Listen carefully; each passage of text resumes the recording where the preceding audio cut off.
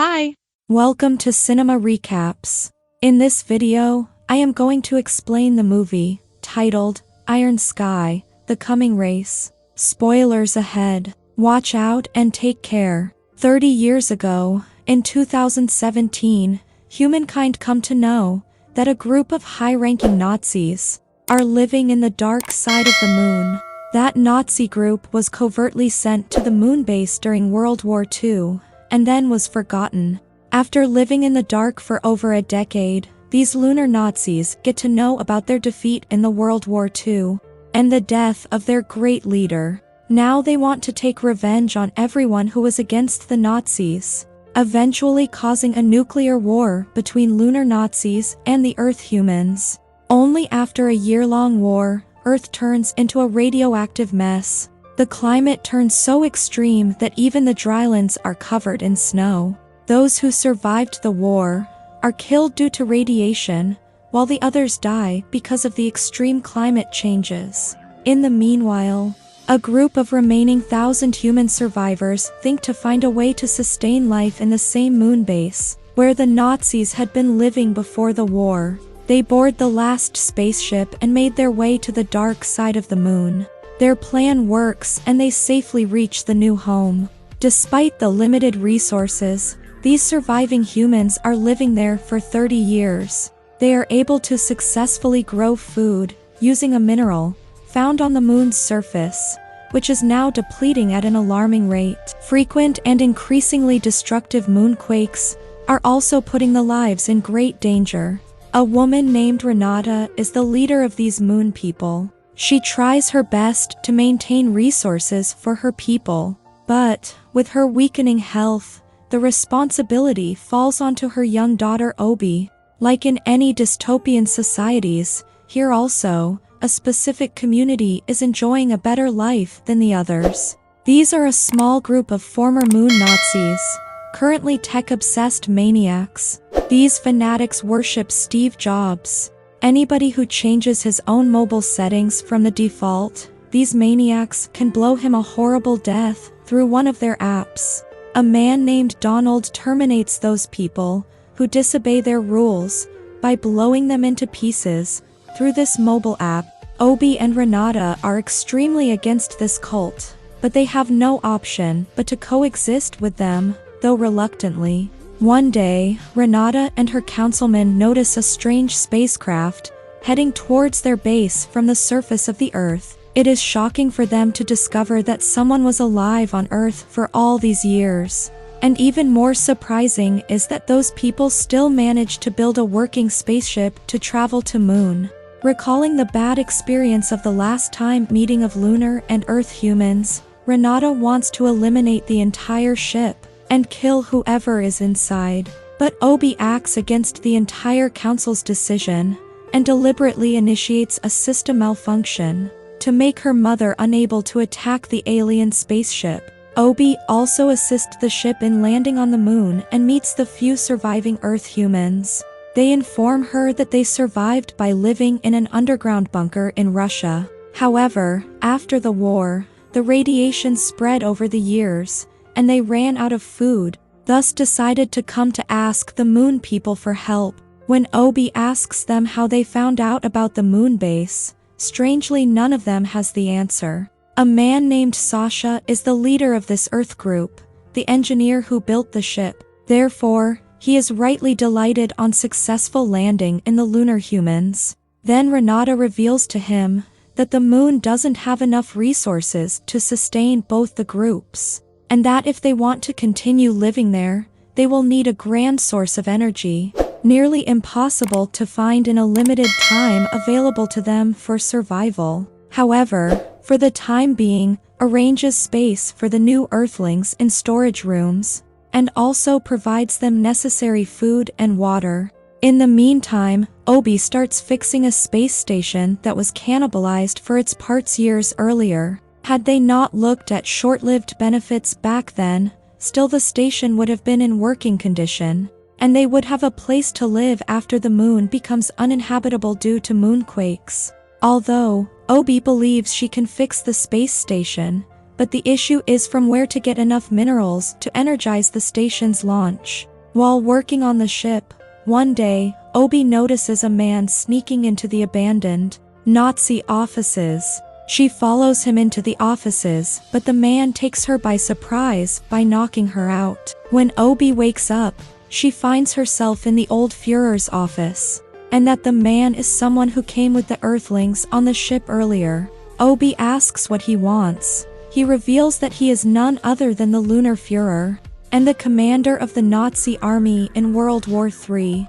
This is shocking for Obi, especially because the man hasn't aged a day since the war. Of course, Obi would like to tell her mother about his presence and get him executed, but the Führer bribes her with something she cannot refuse. Führer claims to have a magical substance that can surely save her dying mother. To prove his claim, Führer cuts off one of his fingers, which surprisingly regenerates in an instant. Thus, Obi decides to give him a chance, and brings the chocolate-like magical substance to her mother. As she eats it, Renata's year-long disease is cured instantly, and she also ages backward and becomes young. Donald, who has been watching them from hiding, gets shocked by such a strange discovery. Thereafter, Obi returns to Führer and asks him to make clear what was going on. Führer discloses that he is from an alien reptilian species, called Vrils. Ages ago, in the dinosaurs era, he, his brother Hitler, and many more of their kind land on planet Earth. After taking its control, they start raising dinosaurs as livestock, until the asteroids hit the Earth and annihilate all the animals. But the Vrils do not lose and continue to live as the only rational inhabitants in the Earth. Afterwards, one day, the Lunar Führer decides to conduct an experiment on Adam and Eve, his pet monkeys. He tells that the Vrils survive on special nectar called Vrillia, a source of their long life with regenerative skills. Führer gave this nectar to Adam and Eve, and their evolution was accelerated, ultimately resulting in the existence of modern-day humans. After appearance of humankind on Earth, the Vrils disguised themselves as humans and continued living among them. After several millennia, the war took place in which humans were wiped off the face of the Earth. From this, Vrils learned a lesson and vowed to never repeat the mistake of reviving humans. Führer's brother Hitler is the leader of the Vrils, and he fiercely hates humankind. Whereas, Führer wants to aid humans, and more than that, he hates his brother, and wants to turn his life into a living hell.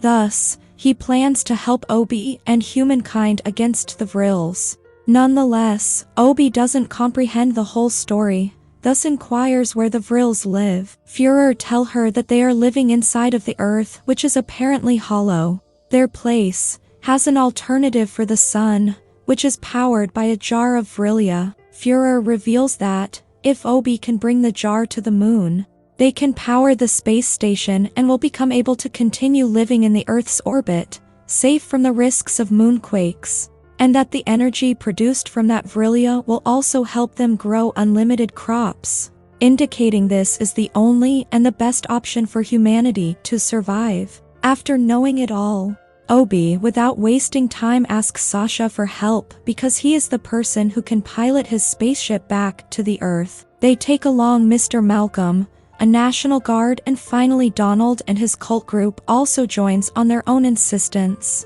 Führer provides a map to Obi and also his cut-off finger, which he says will help her at some point in their mission.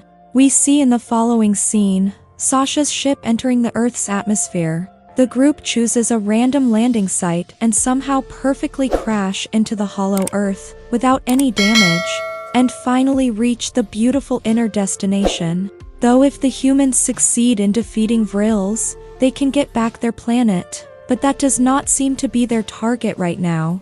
Maybe they may think later about such a possibility. This time, Obi just wants to steal the Vrillia powering their alternate sun, and get it to their moon base. They use Sasha's Nokia 3000 to navigate around the area, though they get distracted for some time, but continue their mission and ultimately make their way to a densely crowded zone. At this moment, we are introduced to the Council of the Vrils, consisting Hitler, Mark Zuckerberg, Osama bin Laden, and many other well-known characters. These people believe that they have become a better community after extinction of humankind from the earth. Their leader, Hitler, is still as strict as ever, who makes his councilmen cannibalize the president whenever she tries to go against his propaganda tactics. As the OB team reaches Vril Market, Donald and his group get surprised to see their prophet Steve Jobs going on a walk. Obi warns them to stay away from him, but the fools believe Steve would never hurt his followers. Hence, they make a stupid decision to soon regret it when the Vril guards surround them.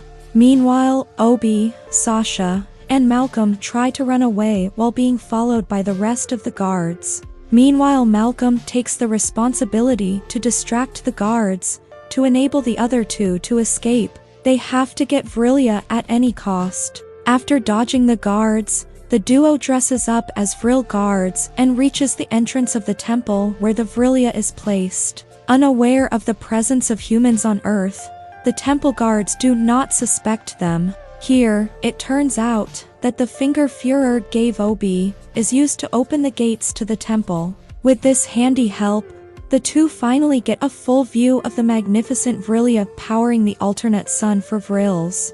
Meanwhile, Vril's guards take Donald and his group, alongside Malcolm, to Hitler. At this point, their unwavering loyalty to their leader Obi has already deserted them, and they are willing to do anything to save their lives. Therefore, Donald proposes Hitler to accept his group as refugees in turn for their lifelong loyalty. Reminding him of Czechoslovakia's case, Malcolm tries to make a point that Hitler was not good with promises, but in vain. Hitler's councilmen attack Donald and his entire group and eat them alive. However, Malcolm is left alive for no reason other than he is one of the good guys. Back in the temple, Obi climbs up to get to the Vrilia. Now, with nectar in their possession, the two have to rescue Malcolm before embarking on return journey to their home on the moon base. Donald and his foolish group have already turned into mashed meat for the Vrils by now. Meanwhile, Malcolm breaks the chains with pure human strength and attacks Hitler and Steve, who are conspiring against the inhabitants of the moon. This causes rise to a hunt between the entirety of Vrils and 3 humans who have stolen their only source of sustainable life underground. Though in terms of strength, the fight must clearly be on the Vrils' side, but the winners are obviously the heroes of the story. Following an intense high-speed chariot chase, Malcolm and Sasha defeat Vrils, including Bin Laden, Hitler, and Steve. Afterwards, they finally reach the spaceship and fly back home as victorious. But what they do not notice is a mountain-like thing emerging from the Earth's surface and following them into space. Upon finally reaching the moon, Renata welcomes her daughter Obi and praises all 3 of them for their bravery and resilience. Just when they imagine this was a happy ending, the Lunar Führer reveals his true face. Even though he is the creator of humans, he doesn't want to let them live. He only used them to get the Vrilia. Führer shoots Malcolm in the leg and threatens to kill Renata also if they do not follow his command. Then suddenly, with a loud bang, Hitler arrives on the mountain-like structure linking the Earth to the moon. After several years, the 2 Vrils brothers face each other, ready to fight a final battle. Given he is riding the dinosaur, Hitler has the upper hand, but the Führer doesn't seem to back down either. Meanwhile, the moon is again hit with another destructive moonquake, bound to make it almost uninhabitable. While the people are on the verge of death, Renata takes a gulp of the Vrilia and fights Hitler fiercely. She seems stronger than ever with her new mighty energies and manages to yank Hitler off his ride. Subsequently, a heavy metal box falls on him, finally crushing the villain of the millennium. In the meantime, Obi makes her people aboard the space station, and Sasha powers the ship using the remainder of the nectar. At this moment, Obi wants to help her mother to get into the ship, but sadly finds her being killed under the wreckage. In spite of this, Obi controls her emotions and successfully pilots space station to Earth's orbit. But troubles haven't ended yet. Führer is still alive on the moon. He succeeds in hacking their space station's control panel, and he is only seconds away from blowing it up when Obi figures out a great idea. She uses the Nokia cell phone to trigger the termination app on Führer's cell phone. Even though Donald was an idiot, his program helps kill Führer and save humanity. In the last scene, we see Obi and Sasha enjoying their life as the power couple of the space station. All their people are living a happy life and are aspiring to settle down on Mars, hopefully in the near future. And the movie ends. If you enjoyed the video, don't forget to hit the like button. Also, let us know in the comment if you want us to summarize any of your favorite movie. See you in the next video. Take care. Bye!